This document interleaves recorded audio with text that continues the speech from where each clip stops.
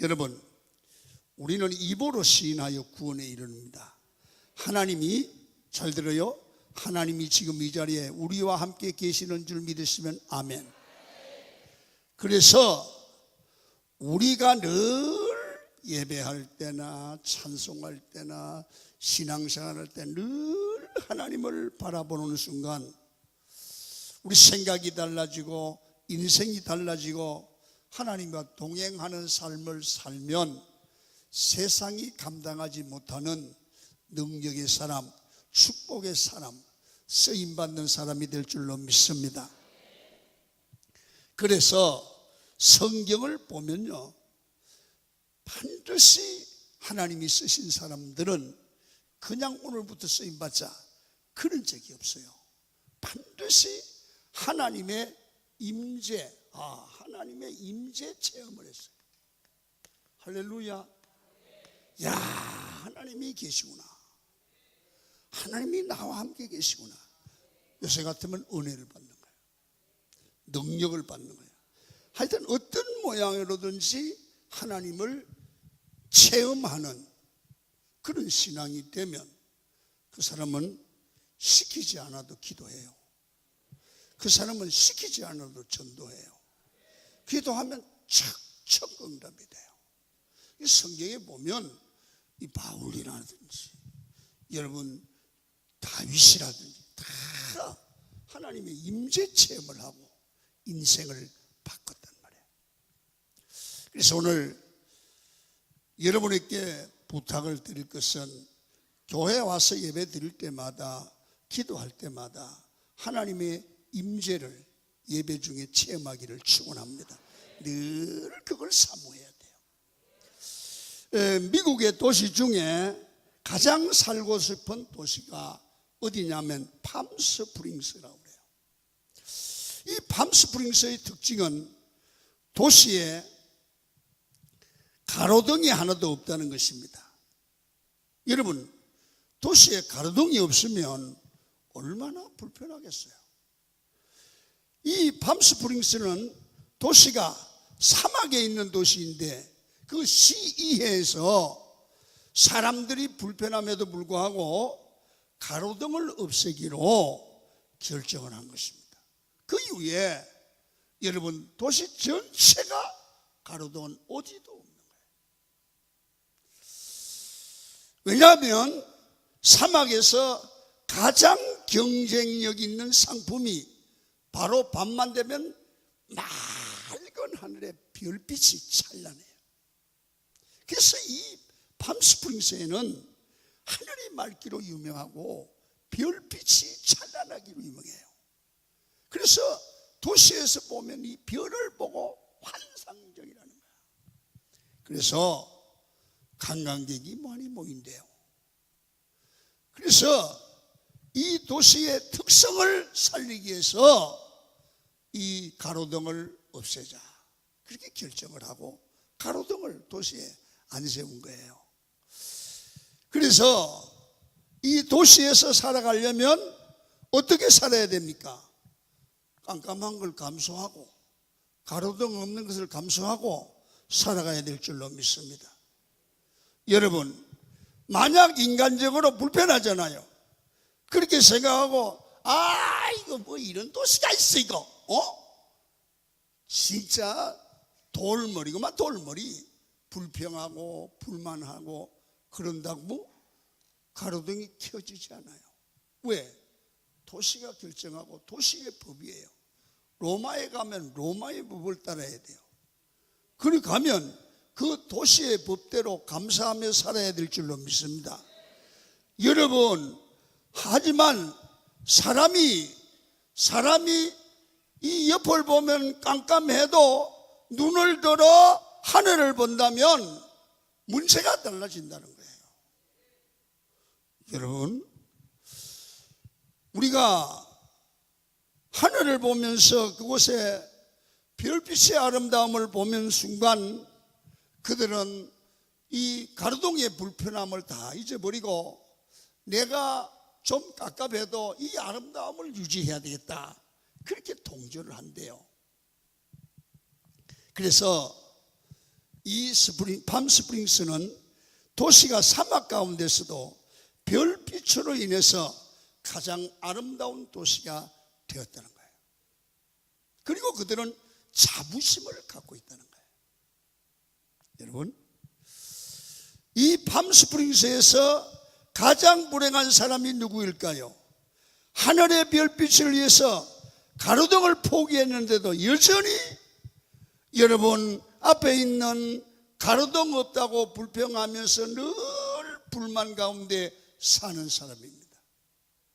행복한 사람은 누구일까요? 이 법을 따라서 이 가로등은 없어 다소 불편하긴 하지만 세계에서 이렇게 아름다운 하늘을 둔 도시는 여기밖에 없다고 감사하는 사람은, 그 사람은 거기 살 자격이 있고 행복한 사람이라는 거예요. 성도 여러분, 우리 인생에도 팜스프링의 별처럼 우리와 함께 하시는 하나님이, 우리가 눈을 들어 현장을 보면 답답한 일이 많지만 하늘을 바라보면 하나님이 별처럼, 팜스프링스의 별처럼 우리를 향하여 진리의 빛을 비추면서 우리를 돌보고 계시는 하나님이 계시는 줄 믿으시기를 축원합니다. 여러분, 하나님은 지금도 살아계셔서 우리와 함께 계시고 우리를 도와주시기를 원하십니다. 그래서 우리 믿음의 사람이 하나님을 바라보고 하나님을 의지하고 살아가면 반드시 하나님께서 우리 그 사람을, 믿음의 사람을 지켜주시고 함께 해줄 줄로 믿습니다. 그래서 여러분들이 늘 마음에 기억하고 살아야 될 게 뭐냐면, 하나님이 지금도 나와 함께 계신다. 이걸 인정하고 시인하고 고백하는, 한번 따라합니다. 하나님이 지금도 나와 함께 계신다. 그걸 믿으란 말이에요. 여러분 좋을 때도 주님이 나와 함께 계신다. 여러분 어려운 시험에 왔을 때도 하나님이 나와 함께 계신다.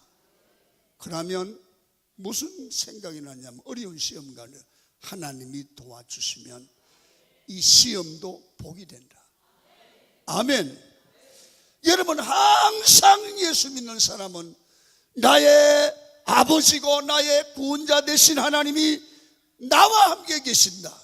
그래서 우리가 늘 주님을 바라보고 주님을 의지하고 믿음으로 살기로 작정하면 그 인생은 절대로 실패하지 않고 하나님이 책임질 줄로 믿습니다. 오늘 설교를 잘 들으십시오.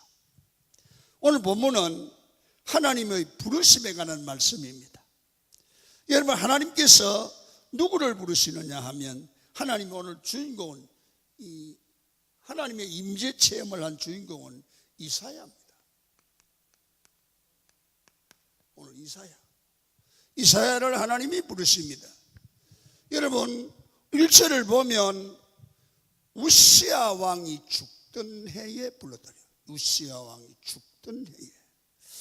여러분 이사야의 배경을 잘 보면, 이사야는요 당시에 꽤 잘 나가는 그 당시 사회 귀족이에요. 귀족. 그래서 왕과도 직접 대화를 할 수 있는 신분이었고요. 그리고 우시야 왕은 이사야의 좋은 친구 관계로 많은 정치에 관한 이야기도 종교에 관한 얘기도 나눴습니다. 여러분, 그런데 이사야의 든든한 도움이었던 우시야 왕이 죽게 됐다. 여러분, 이사야에게는 왕이 힘이잖아요. 무슨 일이 있으면 우시야 왕에게 여보게 좀 부탁하네. 그러면 알았어. 그러면 다 해결되는데, 이 어른이 죽었단 말이에요. 그러니까 한쪽 팔이 떨어진 것 같은 거예요. 그리고요 그 당시 남유다가 약해져서 바벨론에게 나라를 잃게 되는 상황까지 가게 됐습니다. 나라가 바벨론의 지배를 당하는 거예요. 나라도 잃고 왕도 잃는데 더 이상 할 수 있는 것이 없고 의지할 곳이 없고 힘을 낼 수도 없는 아주 어려운 위기 상황에 처해 있었습니다. 여러분, 다른 말로 말하면 그렇게 잘 나가던 이사야, 하나님과 동행할 뿐 아니라 우시야 왕의 도움을 받고 여러분 기적으로 살아가던 이 이사야가 이제는 세상에는 기대와 희망도 없는 상황, 그런 상황에 처하게 됐습니다. 바로 오늘 이사야 선지자가 이런 상황에서 하나님을 생각합니다. 여러분, 잘 나갈 때는 사람이 대체적으로 하나님을 생각 안 하지요. 그러나 잘 나가던 사람이 어려움을 만나면 하나님을 생각하게 돼요. 안 합니까, 여러분은? 왜 째려봅니까? 하나님을 생각한다고 말이에요. 아멘. 주님을 답답하면 생각한단 말이에요. 아이고, 주님이 좀 도와줬으면 좋겠다. 이 생각하는 거거든요. 그때 놀라운 사실은 하나님을 생각한다 그 말은 깊은 기도하는다. 할렐루야. 여러분, 사람은 누구나 그래요. 살다 보면 위기를 만나요. 환난을 만난다고요. 그때는 여러분 친구도 만나보고 돈도 구해보고 여기저기 해봐도 안 되면 하나님께 아이고 아버지, 그게 정상입니다. 아멘입니까?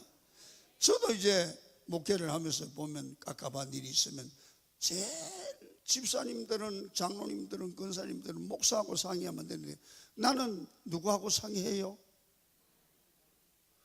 내가요 부목사하고 상의하면 부목사가 나보고 칠칠차는 당회장 그러지 않겠어요? 그러잖아. 그러니까 나는 아버지에게 상의하지 말 수밖에 없어요. 그래서 답답하면 하나님을 생각하는 거예요. 나오는 게 아버지, 그거 나오거든요. 그러니까 이사야가 그런 상황이었단 말입니다. 그래서 꽉 막힌 삶의 현장, 갑자기 돌아온 꽉 막힌 삶의 현장에서 하나님을 생각하고 하나님께 기도하게 됐다, 이런 말이에요. 여러분이 잘 오늘 이 성경을 묵상을 해보면 이사야가 이 우시야 왕하고 잘 나갈 때는 하나님을 깊이 생각하지 않았어요. 생각하지 않고 그냥 편하게 이사야하고 뭐 같이 대화도 하고 놀고 그러다 보니까 별 걱정 없이 살고 하나님과 제사장, 선지자 역할을 하는데 왕도 죽지 나라도 어려워지니까 갑자기 위기가, 어려움이 온 거예요. 그래서 하나님을 생각하고 깊이 기도하게 됐다. 그래서 오늘 이 이사야서를 배경으로 쭉 보면서 하나님께서 우리에게 들려주는 메시지는 뭐냐면, 우리에게 위기나 어려움이 오는 게 반드시 나쁜 것만은 아니다. 그것 때문에 이사야는 오늘 본문에 보면 그런 어려움 때문에 나라가 어려움을 당하고 여러분 왕이 죽고 하는 이 위기 가운데 있을 때에 이사야는 하나님을 기억하다가 하나님을 생각하고 기도하다가 여러분 하늘문이 열리는 환상을 보고 기적을 체험하게 된다. 신령한 은혜를 받게 되고 하나님을 만나는, 하나님의 임재를 체험하는 계기가 됐고, 이사야의 생애는 완전히 변화되는 생애가 됐다. 오늘 이 설교를 들으시는 여러분들은 혹시나 가정에 갑갑한 일이 있으시고 힘든 일이 있고 어떡하나 하는 그런 문제가 있고 신앙생활이 확인해야 되니 깝깝하고 기도도 잘 안 되고 이런저런 문제로 그런 앞이 캄캄한 분들, 오늘 하나님을 생각하시고 이사야처럼 기도하다가 여러분에게도 하늘문이 열리기를 축원합니다.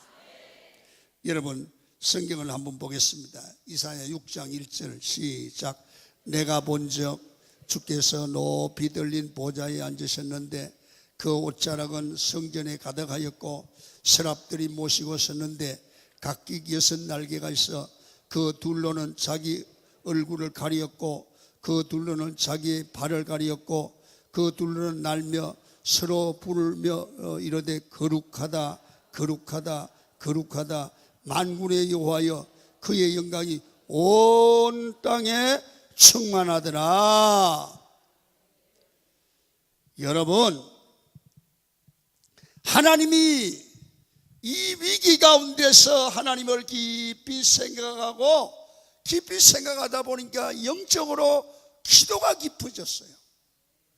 그러다가 보니까 하늘이 열리고 하늘의 천군 천사들이 하나님께 예배하는 그런 환상을 봅니다.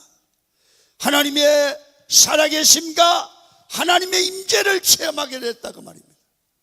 여러분, 어려움을 당했기 때문에 답답한 일을 만났기 때문에 주님을 찾게 됐고 하나님의 임재를 체험했습니다.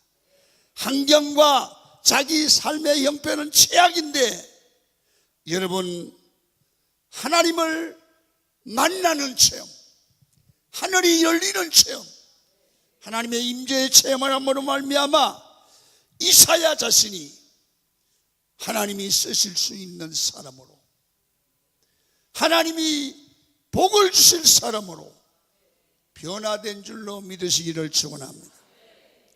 오늘 여기서 가만히 보면요, 놀라운 일이에요. 잘 들으셔야 돼요. 자기 이사야 문제는 그대로 있어요. 우시야 왕 죽었습니다. 나라가 위기를 만났습니다. 그런데요, 하나님의 임재를 경험하고 나니까 이사야가 가지고 있던 모든 문제들이, 걱정하던 문제들이 보이지 아니하고요. 안 보이는 게 그게 보좌에 앉으신 주님만 보이기를 시작했어요. 시각이 달라진 거예요. 문제만 보고 염려하던 게 안 보이고 주님을 만나고 나니까 다 하나님만 보이는 거예요. 하나님만 보였다는 얘기는 문제 때문에 눌려있던 이사야가 살아계신 하나님을 만나는 순간 우리 하나님이 문제를 해결해 주면 이까지 건 문제 아니라는 거지. 할렐루야. 그게 신앙이야. 여러분들 경험해 보시죠. 가정에 문제가 있어서 기도의 경험이 있는 분들은 깊이 기도하고, 여러분 내가 깊은 기도에 들어가면 몸 안에 있는지 몸 밖에 있는지 모르는 깊은 경지에 들어가면 하나님이 막 응답을 주시는데 막 기쁨이 오고 찬송이 넘치고 확신이 오는 응답을 받아보신 분은 두 손 들고 아멘 해봐. 이런 사람들은요, 그날 아무 환경은 안 변했어요. 안 변해도 그런 하나님의 임재의 체험을 하고 나면요, 한번 물어볼게요. 걱정이 돼요? 안 돼요?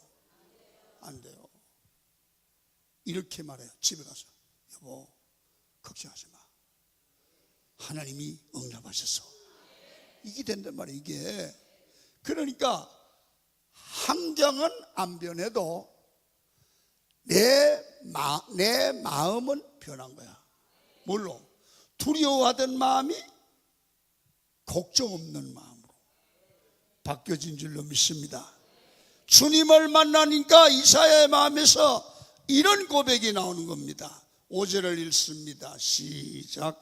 그때 내가 말하되 화로다 나여 망하게 되었도다. 나는 입술이 부정한 사람이요 나는 입술이 부정한 백성 중에 거주하면서 만군의 여호와신 왕을 배웠으미로다 했도다. 할렐루야. 무슨 말이냐면 이런 거예요. 여러분, 하나님의 임재를 경험하고 하늘 문이 열리는 영적 세계를 경험하고 나니까 지금까지 걱정하던 왕이 없는 것, 여러분 나라의 멸망의 위기와 절망스러운 상황들이 보이지 않고 뭐가 보이냐면 이런 환경의 모든 문제가 왜 왔느냐? 내 자신이 문제다. 내가 하나님 앞에 범죄했다는 거예요. 내가 하나님 앞에 바라설 수 없는 죄인이라는 게 보이는 거야. 다시 말하면 이런 표현입니다. 환경을 고치는 게 아니라 나를 고치면 환경이 좋아진다 그 말이에요. 아멘입니까? 환경을 좋게 하려고 하기보다는 나를 좋게 하면 환경은 좋아진다. 바로 이것을 오늘 본문은 우리에게 가르치고 있어요. 그래서 여러분 하나님 앞에 정말 바른 사람을 하나님은 만들기를 원하는구나. 이걸 깨달았어요. 사실요, 성경 전체의 흐름이 그런 거 아니에요. 여러분 모세도 마찬가지입니다. 모세가 호렙산 떨기나무 가운데서 하나님의 임재를 체험하고 나니까 뭐라고 합니까? 신을 벗고 하나님께 엎드려 저는 연약한 사람입니다. 하나님을 만나고 나면 누구든지 죄인입니다. 연약합니다. 교만이 없으신단 말이에요. 오늘 저녁에 이 은혜가 임하기를 축원합니다. 바울을 보십시오. 예수 믿던 사람을 핍박하던 사람이 예수님을 이 다메섹에서 경험하니까 나는 죄인 중에 죄인, 개수 중에 개수라는 고백이 나옵니다. 문제와 상황이 보이지 아니하고 내 안에 있는 자기 허물이 보입니다. 자기 허물을 바로 발견하면 이 사람은 주님께 나와서 해결될 길이 열려요. 우리에게 가장 문제가 뭡니까? 내가 똑똑하다는 거예요. 내가 죄 없다는 거예요. 이건 고쳐지지 않아요. 하나님 앞에 빛 대신 은혜를 받고 나면 내 허물이 보여요. 그러면 이건 고백이 되고 고쳐질 줄로 믿습니다. 아멘입니까? 그래서 방에 말이에요, 불을 껐을 때는 아무것도 안 보여요. 그런데 전기불을 탁 켜면 청소하는 게 보여요. 우리 속에 주의 빛이 들어오면 우리에게 남아있는 죄가 보여요. 잘못이 보여요. 그거란 말이에요. 그거 바로 은혜의 주님이 오시는 순간 죄가 보인단 말이에요. 자, 그러면 우리가 이 오늘날 교회 생활을 하면서 이런 주님의 임재의 체험을 발견하고 우리가 내 자신의 부족을 어떻게 찾아갈 수 있겠느냐 하는 겁니다. 여러분, 이 이사야의 얘기가, 모세의 얘기가, 바울의 얘기가 오늘날 나하고 어떻게 적용되느냐, 이런 은혜를 하나님이 어떻게 주시느냐는 거죠. 여러분, 하나님께서는 우리를 예배의 임재를, 하나님의 임재를 경험할 수 있는 큰 축복을 만드셨는데 그게 뭐냐면 주일마다 드리는 예배라는 거예요. 아멘. 예배가 뭐예요? 하나님을 만나는 예배예요. 할렐루야. 그래서 여러분들과 제가 교회 나와서 주일마다 예배하지 않습니까? 이 예배가 꼭 형식적 예배는 안 된다는 거예요. 예배를 잘못 드리고 실패한 자가 있는가 하면 예배를 드리고 성공한 사람이 있어요. 예배 실패하면 저주를 받아요. 예배 성공하면 복을 받았어요. 그래서 예배를 반드시 형식적 예배는 드리지 않는 것과 낫다는 거예요. 그래서 여러분들이 우리 성도가 복받는 비결이 뭐냐 하면 예배를 드릴 때마다 마음을 다하고 뜻을 다하고 성품을 다하여 하나님을 예배하면 하나님의 임재를 느끼게 되고 주의 음성을 듣게 된다 그 말이에요. 그럴 때 오늘 설교를 듣고 나니까 하나님 앞에 내가 잘못 살았군요, 이게 나오는 거야. 그럴 때 고쳐진다 그 말이에요. 할렐루야. 그래서 하나님의 임재 가운데 있으면 다른 문제가 보이는 것이 아니라 하나님 앞에 내 자신이 부족한 것이 보이게 되는 줄로 믿습니다. 내 안에 더러운 것들, 내 안에 있는 죄, 내 안에 있는 혈기, 내 안에 있는 교만한 일들이 보여요. 그러면 회개하시오. 여러분, 성령의 임재가 강력하게 우리 가운데 임하면 사람은 성령 받고 나면 가만히 있을 수가 없습니다. 여러분, 1907년 평양에 있었던 영적 대붕이 있을 때 있었던 일입니다. 어떤 한 여자고등학교에 예배를 드리고 있는데 그쪽에 성령의 부흥이 일어나기 시작했습니다. 한 여학생이 예배 가운데 아무 이유 없이 가슴을 치며 통회하며 울기 시작합니다. 눈물을 뚝뚝 떨이더니 이렇게 고백합니다. 주여, 내가 죄인입니다. 누가 터치한 것도 없고 안수한 것도 없고 강요한 일도 없는데 그렇게 큰 눈물을 흘리면서 이 여학생이 자기 죄를 고백합니다. 이상합니다. 이 울음소리가 들은 친구가 또 웁니다. 이 우는 이 통해 자복의 역사가 온 교회에 퍼졌다가 말이에요. 그러면서 반에 있는 모든 학생들이 자기를 죄를 고백하고 회개하여 그 반의 아이들이 하나님 한국교회의 큰 일을 감당했다는 거예요. 여러분, 이런 것들이 주님의 임재 앞에 들어갈 때 나타나는 자연스러운 현상인 줄로 믿습니다. 할렐루야. 여러분, 오늘 저녁에 그 은혜 좀 받아보세요. 저도 제가 간증을 몇 번 했으니까 알지만 1974년도에요. 그때 안 태어난 사람도 있을걸요. 그때 제가 2월달이에요. 2월 17일 날 제가 하나님 앞에 부흥회를 참석하고 기도하다가 오전 11시에 성령의 불이 임했어요. 얼마나 강력한 임재가 있었던지 가슴을 치고 회개를 몇 시간을 하고 나오니까요, 보는 게 다르고, 보는 게 다르다는 얘기는 아름답게 보여요.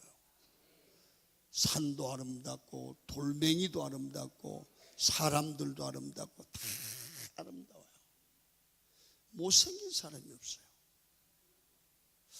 여러분, 제가 그래서 사람이 못생긴 게 아니고 못생긴 게 보이는 것은 내 속이 못생긴 것 같아. 마음이 열리면요 다 이뻐요. 아멘입니까? 다 이뻐요. 봐요. 아기를 키우는 엄마가 애가 코가 이만큼 나왔죠. 그러면 엄마가 이걸 쑥 닦아 이었을 때, 어이구 내 새끼 이뻐 그래.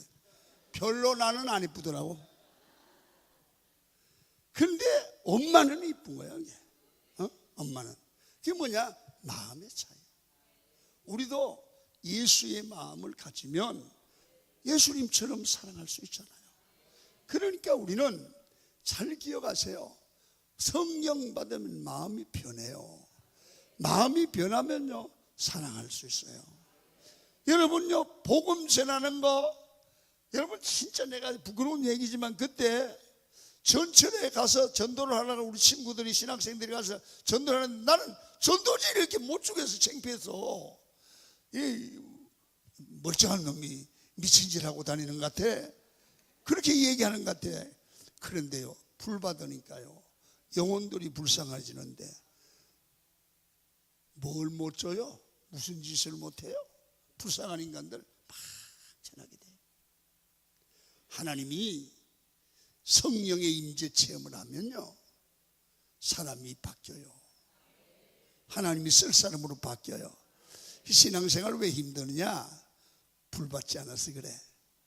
오늘 성령의 임재 체험하기를 축원합니다. 여러분이 꼭 기억해야 돼요. 그래서 여러분, 우리 안에 여러분 쓴뿌리와 더러움이 보이고 회개의 자복을 하기를 시작합니다. 더 이상 내 문제가 되지 않고 하나님의 은혜만을 구하는 사람이 되어지죠. 하나님의 영광이 우리 삶에 임하면 내가 변하고, 나 때문에 가정이 변하고, 나 때문에 직장이 변하고, 교회가 변하고, 여러분들 때문에 이 강명과 대한민국이 변하게 될 줄 믿습니다. 여러분, 예배 가운데 하나님의 임재를 경험하면 그날 내 욕심을 내려놓게 되고 내 허물을 내려놓고 하나님을 바라보게 될 줄로 믿습니다. 그래서 이 사람은 내가 옛날 생활을 청산하려고 하는 게 아니라 하나님의 영이 오면 옛날은 청산하고 새 사람이 되는 거예요. 여러분, 우리가 성령의 임재를 체험하면, 여러분 사도 바울도 그렇고, 여러분 오늘 본문에 나와서 이사야도 그렇고, 하루다 내가 죽게 됐대. 죄인 중에 개수래. 여러분 자기의 악한 마음이 보이고 십자가의 은혜를 구하고 다시 하나님 앞에 엎드리게 되어 있는데요, 여러분 그것을 하나님의 임재를 체험하면서 변화되는 축복이다. 이 하나님의 사람으로 변화될 때 이 사람이 목사를 해도 하고 장로를 해도 하고 권사를 해도 잘한다고 말해요. 오늘 우리 교회가 필요한 것은 다른 거 아니에요. 돈이 아니에요. 하나님의 임재를 체험하기를 축원합니다. 여러분, 예배드릴 때마다 이 가슴이 다 뜨거움이 있어요. 어떤 때는 막 설교 듣다 보면 가슴이 찡해요. 또 어떤 때는 찬송하다 보면 눈물이 가슴이 찡해요. 눈물이 피 뚫리고. 한 번도 안 해봤나 아멘이 안 나오네. 뭔가가 이 사인이, 하나님 사인이 있어요. 매 주일마다 예배 때마다 하나님의 임재를 경험하기를 축원합니다. 목사님, 난 뭔 소리인지 잘 모르겠어요. 뭔 소리인지 모르는 사람은 알도록 하셔야 돼요. 아멘입니까? 자, 하나님의 임재를 체험하니까 여러분, 하나님이 부르심을, 이스라엘을 불러서 임재를 했단 말이에요. 두 번째 뭐가 오느냐 하면, 이 사람의 삶이 전에는 세상 것이 필요했어요. 돈이 필요했고, 그것이 있어야 만족하고, 있고 즐기고, 그게 만족했어요. 그런데 하나님을 만나고 나면 다른 게 다 배설물처럼 여기고, 하나님 한 분만이 만족이야. 아멘. 하나님 한 분 있으면 돼. 주님과 사귀는 게 최고의 기쁨이야. 주님과 같이 동행하는 게 축복이야. 믿습니까 여러분? 그게 신앙이야. 은혜를 받아본 사람은 알아요. 은혜의 맛을 안 사람은 다른 게 필요한 게 아니야. 하나님의 은혜가 필요한 거야. 이렇게 되면 은혜 받은 사람은요, 말도 따르고 행동도 따르니까 안 믿는 사람들이 보고 미쳤다고 그래요. 사실은 예수 믿는 사람을 보면 안 믿는 사람이 미쳐 보이고, 그리고 안 믿는 사람이 보면 믿는 사람이 미쳐 보이는 거예요. 아멘입니까? 나는요, 뭐 달라고 집에서 마누라한테 돼지기 혼나면서 술을 먹고 게랑게랑 거다가 몸에 병들지, 욕은 욕대로도 먹지, 살림 안 되지, 애들도 아빠로 취급도 안 하지. 근데 왜 그렇게 술을 먹냐고. 미쳐도 보통 미친 게요 그걸. 근데 그걸 또 그냥 먹나? 밤새껏 잡숴. 아니 애들은 어떻게 살아고 그래? 근데 걔는, 그 사람은 그게 좋은 거예요. 그게 좋은 거야. 왜 귀신이 들어가니까 그래. 그러니까 걔들이 술 먹는 애들 우리 보고요, 뭐라 그래요? 이 병신들 뭔 재미로 살아. 술도 안 먹고. 아니 내가 오는 거요, 걔들이 오는 거요. 지금 그게 차이야. 그게 차이야. 그러니까 여러분 보면 안 믿는 사람들이 우리를 보고 다 미쳤다고 그러지만 우리가 보기에 그 사람들이 미쳤어. 안 그래요? 미쳤지. 그게 뭐야? 여러분, 그래서 여러분, 우리는 정말 하나님을 믿는 축복을 받은 그 감사하기를 축원합니다. 본문의 이사야가 하나님의 임재를 만나니까 죄를 고백합니다. 5절처럼 죄를 고백하니까 7절에 보면 이렇게 말합니다. 숯을 입에 대니까 내 죄가 사해졌대. 숯불을, 성령의 불을 대했어요. 그리고 나서 주님이 물어보십니다. 8절에 보시면 읽습니다. 시작. 내가 또 주의 목소리를 들으니. 우리를 보면 누가 우리를 위하여 갈고. 여러분, 그때 이사야가 뭐라고 합니까? 8절에 계속해 보시면 이렇게 합니다. 그때에 내가 이르러 내가 여기 있나이다. 나를 보내소서. 현실적으로 이해가 가지 않는 겁니다. 나라 잃었지요, 왕 잃었지요, 미래 소망도 없지요. 여러분, 누가 나를 이런 상황에서 주를 위해서 일하러 갈고 할 때 손을 번쩍 들고 제가 가겠습니까? 이 미친 거 아닙니까? 지금 나라가 어지럽고 왕도 잃어버리고 내 정신이 하나도 없어요. 지금 이런 데 전도하러 가라고요? 당연히 목사님 정신이 있어요? 이런 식이거든요. 근데요, 이사야는요 간다는 거예요. 내가 간다는 거예요. 그 이유가 뭘까요? 주님을 체험하고 나니까요 이렇게 되는 거예요. 하나님이 누구신지 분명히 알았어요. 그리고 그 하나님이 살아계심을 믿었어요. 여러분요, 사람이 왜 신앙에 뜨거운 열정이 없는지 아세요? 하나님의 살아계심을 확실히 몰라서 그래요. 정말로 하나님이 살아계시다. 여러분, 정말로 하나님이 살아계셔서 1%도 의심하지 않고 내가 주여 그러면 그래 큰사야 어디가 필요하니 이렇게 하고 줄 것 같으면 할 건 뭐밖에 없대. 몰라? 할 건 기도밖에 없지 뭐야. 여러분 뭐 장사 안 해라고 있어. 주님 앞에 나와서 주님과 오늘 얘기하면서 주님 우리 집에 장사 좀 지켜주세요. 물론 해줄지 안 해줄지 모르지만 말이야. 살아계신 하나님을 확실히 믿으면요 염려할 게 없단 말이야. 할렐루야. 우리 신앙이 반반이라고 그러잖아. 이렇게 반은 믿고 반은 안 믿고 그래서 문제란 말이야.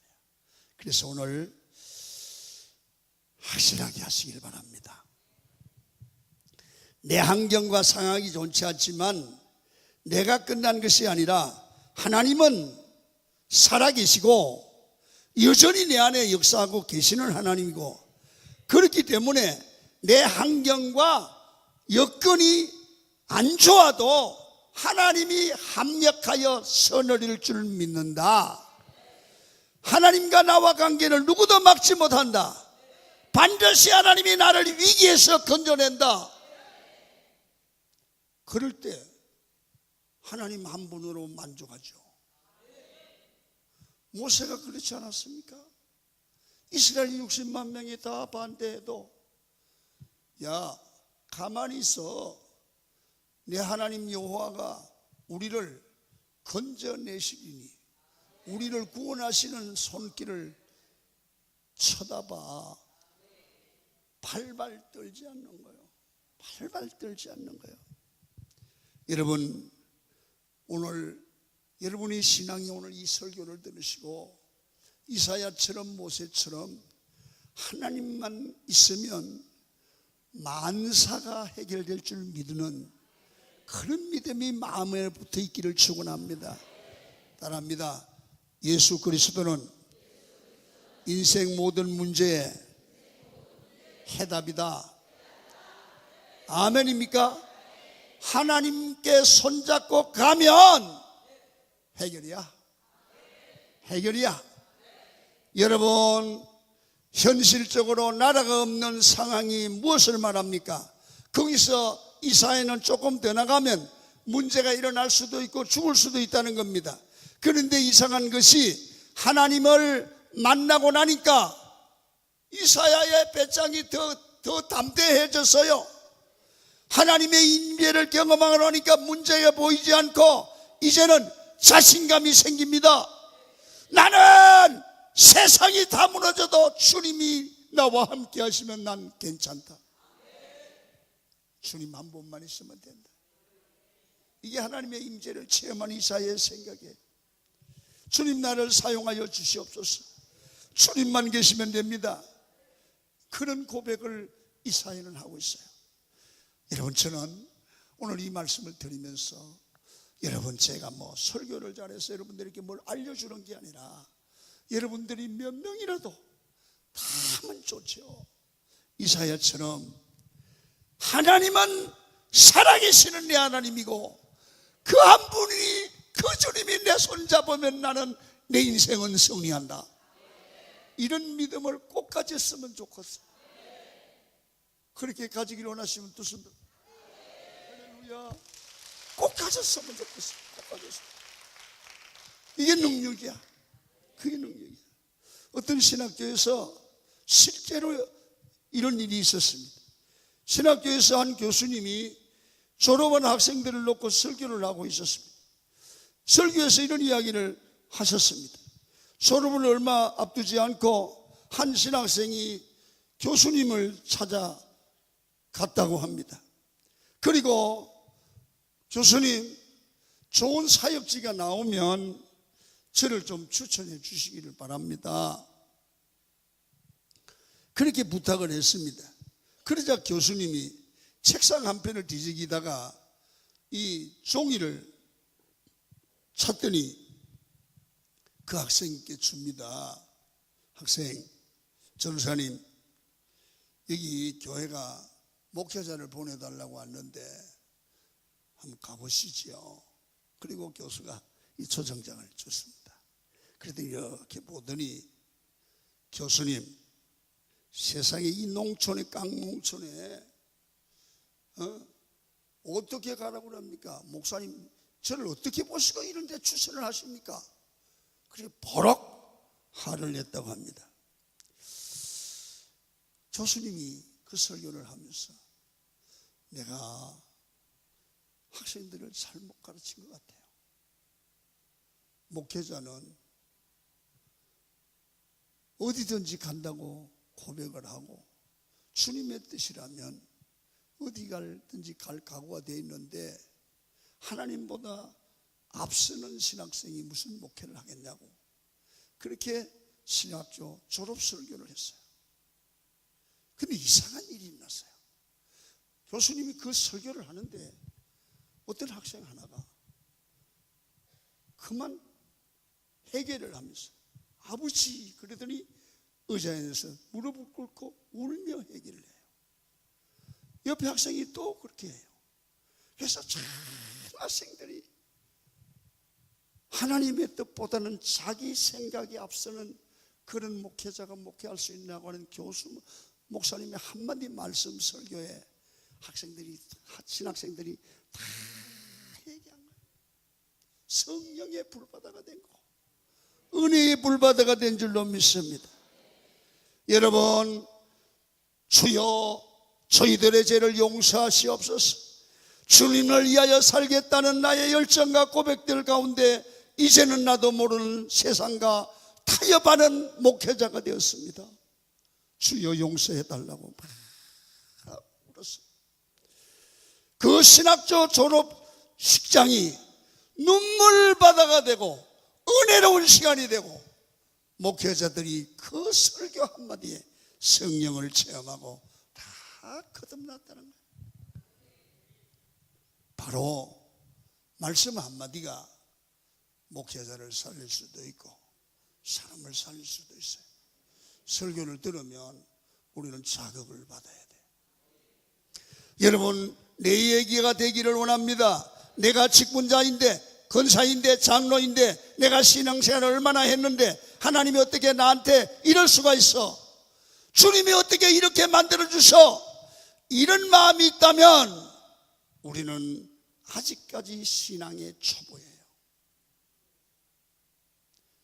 우리가 이런 마음을 다 내려놓고 나는 이제 주님 한 분만으로 만족하고, 주님이 가라 하면 가고, 오라 하면 오고, 기도하라면 기도하고, 주님 한 분이면 내가 순종하며 어떤 환경도 극복하고 살아계신 하나님이 나와 함께하여 주시고 동행하여 주를 믿고 이 험난한 세상을 믿음으로 살아가는 여러분이 되어야 주님 오실 때 승리할 수 있지 않겠습니까?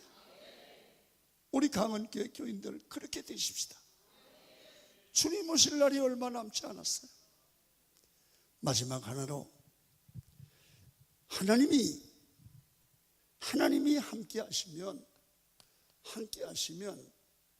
하신다고 그랬잖아요. 함께 하시면 내 생각을 넘어서 하나님 생각대로 일을 하신다. 그러니 꼭 생각의 기준을, 일을 하거나 교회 일을 하거나 내 생각의 기준에 맞추는 거예요. 목사님, 그 집사님 그거 틀렸어요. 왜요? 내가 보긴 틀렸어요. 이 말은 교인들이 하면 안 됩니다. 내가 기준이기 때문에 그렇습니다. 거기가 하나님 설치 기준입니다. 틀렸으면 하나님의 말씀을 따라 볼 때 틀렸어 이렇게 나와야 돼요. 아멘입니까? 내가 아니라 하나님이에요.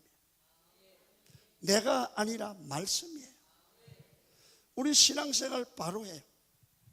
하나님, 내가 보기에 내 생각을 초월해서 하나님 생각을 따라가는 그런 변화가 하나님을 체험한 사람에게 와야 돼요. 오늘 본문에 보시면 하나님이 누가 나를 위하여 갈꼬 하자 이사야가 주님 제가 가겠습니다. 나를 보내소서. 만왕의 왕이신 하나님의 말씀이 말씀하셨으니까 이제 바벨론을 쳐부수고 이기고 끝이 승리할 줄 믿어야 된다고 할 텐데, 오늘 본문 다음 구절에 보시면 여러분 끝이 좋은 게 아니에요. 해피엔딩이 아니라 여러분 이사야를 부르신 다음에 첫 번째 하신 말씀이 무엇인지 아십니까? 여러분 여기 보면 9절과 10절에 이렇게 씁니다. 자 볼게요. 내 이스라엘 백성 가운데 혹시 네가 마음을 돌리고 회개하면 안 되니까 깨닫지 못하게 하라는 것입니다. 눈과 귀를 막고 마음을 막아서 하나님께로 돌아오지 못하게 범죄한 백성들을 막으라는. 여러분 지금 사람을 부르시고 격려해도 모자랄 판에 여러분 이 시킨 일이 뭡니까? 하나님의 말씀이 이해되지 않는 행동입니다. 하나님 그렇지만 이게 해석이 안 되는 거 아닙니까?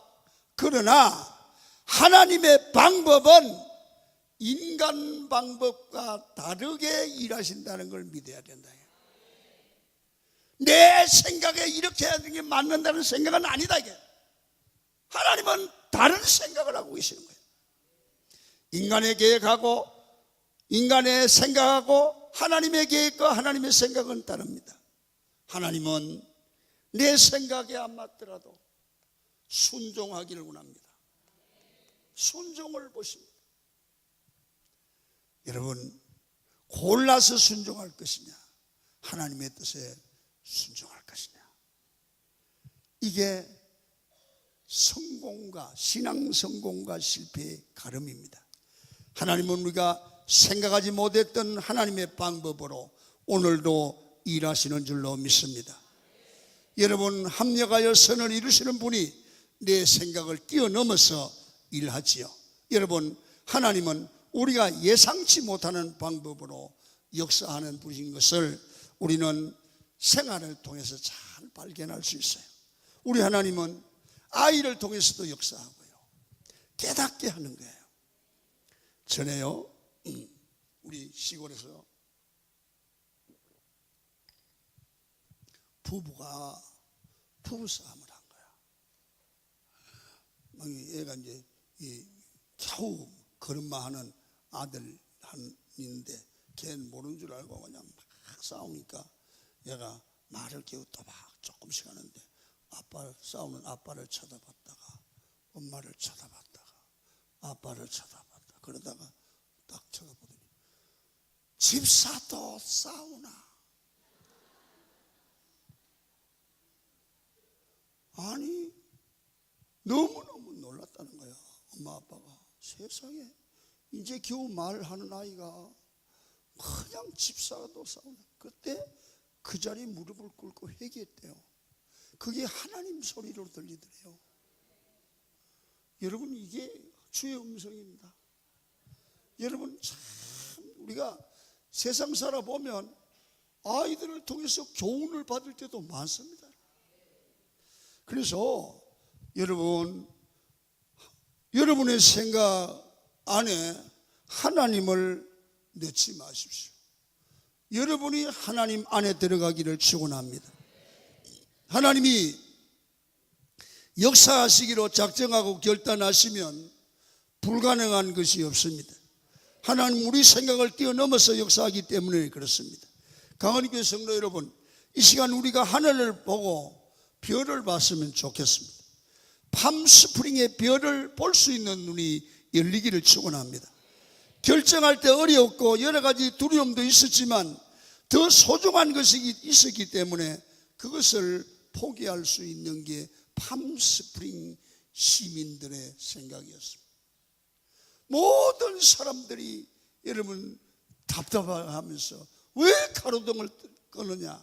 그러나 깊은 생각을 가진 시장님은 하늘에 그 예술적 가치를 보고 이것이 팜스프링 도시의 전체적 이익을 가져오기 때문에 그렇게 결정한 거예요. 이 시간 주님 앞에 설교를 들으시고 앞으로 바로 살겠다고 작정하는 분이 계십니까? 때로는 우리 삶에 힘들고 아픈 가운데 우리 인간관계, 하나님과의 관계가 막혀있을 때 어떻게 할까 고민하는 분이 계십니까? 아니면 내가 결정했는데도 불구하고 하늘을 보지 못하고 내 문제, 내 상황 보고 낙심하고 계신 분은 계시지 않습니까? 여러분 오늘 이렇게 기도해 보십시오. 주님 나를 도와주세요. 여러분 내게 은혜를 주세요. 오늘 여러분 이 시간 내가 내 상황과 문제를 놓고 하나님 앞에 기도하기 전에 주님의 얼굴을 구합니다. 주님의 임재를 구합니다. 성령 하나님 내게 충만하게 하옵소서. 하나님의 임재 앞에 서게 하여 주옵소서. 내가 내 답답한 문제를 보는 것이 아니라 내 더러움이 보이고 나를 바꾸시고 나를 새롭게 만드시는 주님을 보는 눈이 열리게 하시옵소서. 여러분이 주님의 임재를 구해야 돼요. 하나님 나와 함께하여 주시옵소서. 내 문제를 바라보는 것이 아니라 주의 임재를 구했을 때 여러분의 심령에, 여러분의 가정에 성령님 오실 줄로 믿습니다. 오셔서 여러분들의 삶을 변화시킵니다. 그래서 주님의 이름만이 모든 영광을 받으시고 예배 가운데 넘쳐나기를 소원합니다. 이 고백이 있을 때 우리가 회복됩니다. 우리가 자유케 됩니다. 아버지 나를 불러주시옵소서. 내가 주님의 분별된 거룩한 삶을 살기를 원합니다. 나의 가정에서 나의 직장에서 내가 세상과 문제만을 바라보는 것이 아니라 주님을 바라보는 믿음의 장부가 되게 하옵소서. 이 시간 여러분들과 제가 주의 임재를 체험하고 주님의 임재 안에 들어가는 시간이 되면 이 철학 기도는 잘하는 거예요. 오늘 구할 것은 하나님의 임재입니다. 여러분이 사모할 것도 하나님의 임재입니다. 여러분이 소망할 것도 하나님의 임재입니다. 기도할 제목도 하나님의 임재입니다. 문제 해결이 아닙니다. 하나님이 오시면 해결될 줄로 믿습니다. 저주도 떠나갈 줄로 믿습니다. 질병도 떠나갈 줄로 믿습니다. 어둠의 권세가 떠나갑니다. 우리는 엉뚱한 것을 구하면 안 됩니다.